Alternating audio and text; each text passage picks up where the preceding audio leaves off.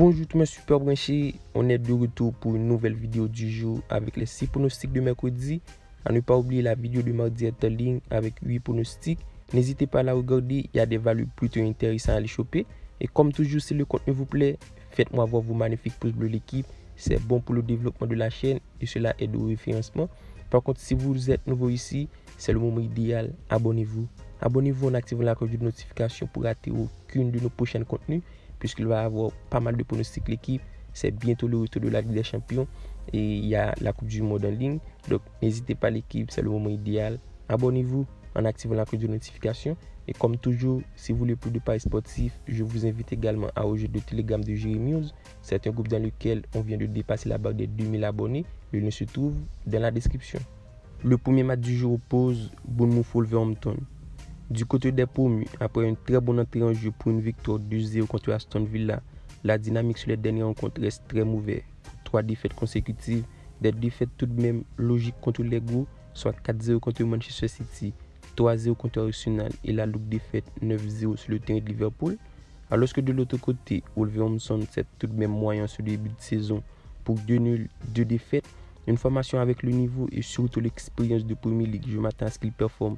Et face à Bournemouth qui sort de 3 défaites compliquées, ça peut aller rivaliser. Et selon moi, on devait voir un match plutôt équilibré dans lequel j'opte pour le monde de 3.5 buts sur le score nul, 1 but partout. On enchaîne avec le match qui oppose Arsenal à Aston Villa. La cote de la victoire d'Arsenal est donnée en près 45, celle d'Aston Villa est cotée à 6. Alors au niveau du rapport de force, on a deux dynamiques différentes. Du côté d'Arsenal, à l'image de la pré-saison, sa performance en Premier League pour ce début de saison soit la meilleure performance sur les 10 dernières années. Une formation équilibrée et qui arrive à trouver un bon niveau de jeu avec les arrivées de Saliba, Zinchenko et la présence de Jesus. Et c'est déjà 3 victoires d'affilée pour les hommes d'Arteta qui performent en Premier League, soit 2-0 contre Crystal Palace, 4-2 contre Leicester et la victoire 2-1 contre Fulham.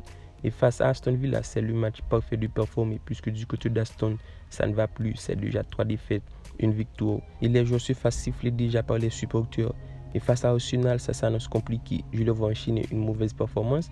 Et ce sera pour moi victoire Arsenal sur le score 2-0, une valeur en près 45. On reste en Premier League avec le match qui oppose Manchester City et Nottingham. Vu les côtes, on a là une affiche déséquilibrée entre le tenant titre de Premier League et le promu. Du côté de Man City, au niveau de l'état de forme, l'équipe reste une belle victoire après avoir mené 2-0 par Crystal Palace pour un triplé de Haaland. Une performance XXL à l'image du match contre Newcastle. Et selon moi à domicile, Manchester City aura à cœur de plier ce match dès l'entame du jeu. Et cela malgré un bon début du côté de promu. Pour 2 défaites, 1 nul, 1 victoire, je le vois en grande difficulté face à une formation de City bien placée et surtout bien rodée. C'était le cas contre Tottenham en s'inclinant 2-0.